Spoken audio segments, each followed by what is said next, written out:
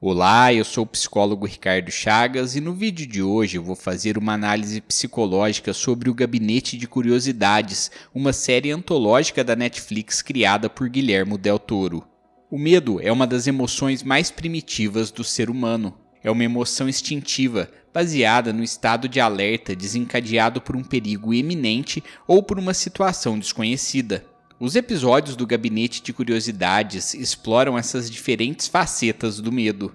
Del Toro selecionou magistralmente histórias de diferentes gêneros dentro do horror, que passam pelo clássico, pelo cósmico e pelo suspense psicológico e dramático. Apesar de distintos em muitos aspectos, alguns episódios compartilham temáticas psicológicas comuns. É por isso que eu vou dividir essa análise em diversos capítulos. Sem mais delongas, vamos à análise. Prólogo. O Gabinete de Curiosidades de Del Toro. Antes de discutir sobre os episódios em si, quero falar sobre o Gabinete de Curiosidades. No início de cada episódio, o próprio Del Toro interage com diferentes objetos de uma sinistra coleção. Cada um deles é simbólico de alguma maneira e se conecta com o tema do respectivo episódio. Mas o que seria esse Gabinete de Curiosidades? No contexto da série, ele nada mais é do que uma metáfora à inconsciência da realidade que nos cerca, onde fenômenos inexplicáveis se manifestam sem que a psique humana possa compreendê-los em sua totalidade. Essa inconsciência sombria se conecta à nossa própria, onde criaturas arquetípicas estranhas rastejam, criando medos inexplicáveis e irracionais, além de outras emoções com as quais somos incapazes de lidar. E é justamente sobre essas emoções rechaçadas que eu quero falar no primeiro capítulo. 1.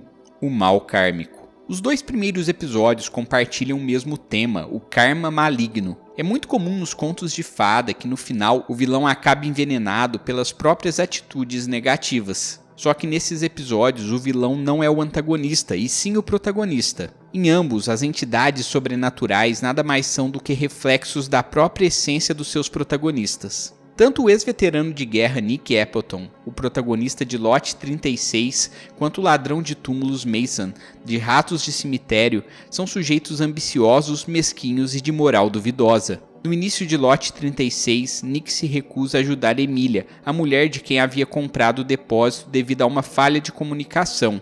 No final, Emília se recusa a ajudá-lo enquanto ele foge do demônio que estava preso no Lot 36.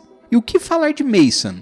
O sujeito rouba tanto dos mortos quanto dos próprios ladrões que roubam dos mortos, evitando assim o trabalho de ter de cavar o túmulo.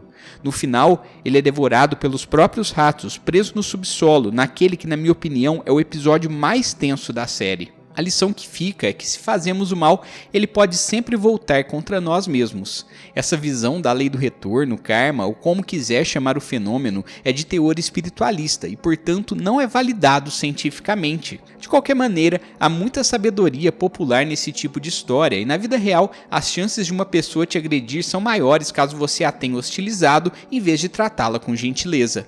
Não é uma lei porque não é uma ciência exata, mas existe uma lógica popular interessante por trás deste conceito. 2. Sci-fi contrastantes. Além do horror, a série nos presenteia com dois fantásticos episódios de ficção científica, a autópsia e a inspeção. Eles são os menos psicológicos da série, todavia trazem uma mensagem filosófica interessante que vale a pena ser mencionada. Em ambos os episódios há um embate entre o ser humano e o alienígena. Em A Autópsia, o médico legista Dr. Carl Winters, diante de uma situação de sobrevivência, é forçado a usar a inteligência para salvar o amigo, o xerife Nate Craven. Ao perceber que o alienígena tomaria posse de seu corpo e posteriormente o mataria, Carl decide sacrificar-se prendendo o alien em seu corpo. A criatura soberba, que se julgava superior, não percebeu o plano do médico, que também gravava a conversa entre os dois. No final, o alien é destruído graças ao plano sagaz do protagonista. Em A Inspeção ocorre um fenômeno quase contrário. Um excêntrico milionário que aparentemente se julga imortal devido às injeções que recebeu da doutora Zara, convida um grupo de pessoas brilhantes para uma reunião em sua mansão. Tudo isso para no final exibir aos convidados uma misteriosa rocha de origem desconhecida.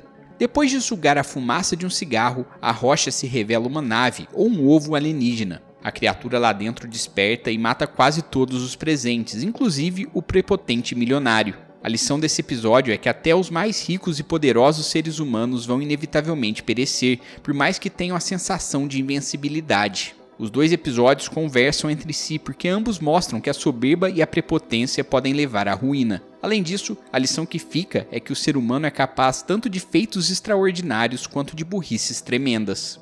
3. Por fora. Um dos episódios mais fascinantes e psicológicos dessa temporada é o quarto, Por Fora.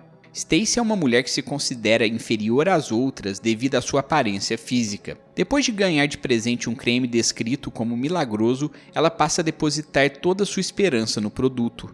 Ela é alérgica ao creme, mas acredita que esses efeitos colaterais fazem parte do processo de mudança.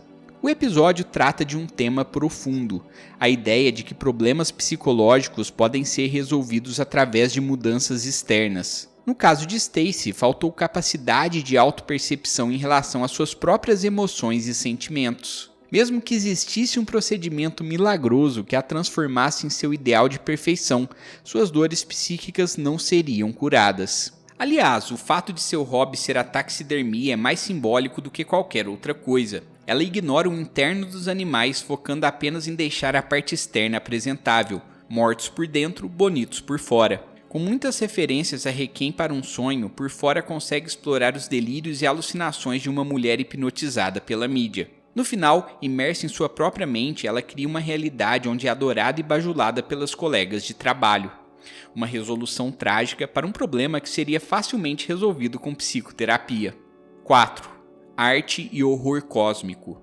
Os dois episódios baseados nos contos de Lovecraft, O Modelo de Pickman e Sonhos na Casa da Bruxa exploram, entre diversos outros temas, a relação entre a loucura e a arte. No primeiro, o protagonista William Turber fica perturbado com os quadros do colega da faculdade, Pickman. O que Pickman faz, como ele bem explica no final do episódio, é retratar a realidade da maneira que ele enxerga, ou seja, horrível. Se uma obra de arte tem o poder de trazer incômodo, quer dizer que ela foi bem sucedida no seu objetivo.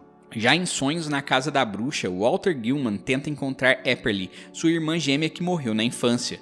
Para desvendar o mistério, ele precisa compreender os quadros de teor premonitório de Mariana, uma pintora que alugava um dos quartos da casa amaldiçoada. Nem ela própria sabia direito que eles poderiam revelar a verdade, mas no final é através deles que Walter descobre que precisava morrer para que a irmã se libertasse. Muitas vezes a arte nos revela nuances psíquicas que somos incapazes de perceber imediatamente e que só vão fazer sentido depois.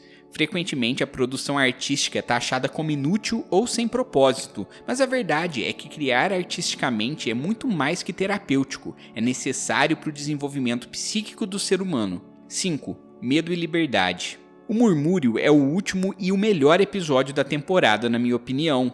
Nancy e Edgar Bradley são ornitólogos e viajam para uma ilha isolada para pesquisar o comportamento dos pássaros. A viagem, que era para ser de teor apenas científico, torna-se uma jornada de reconciliação entre o casal que ainda não havia superado o falecimento da filha. Eles estavam focados no trabalho, um mecanismo de defesa para escapar de uma conversa mais profunda sobre o trauma familiar. Os fantasmas da casa ajudam Nancy a compreender sua dor como mãe.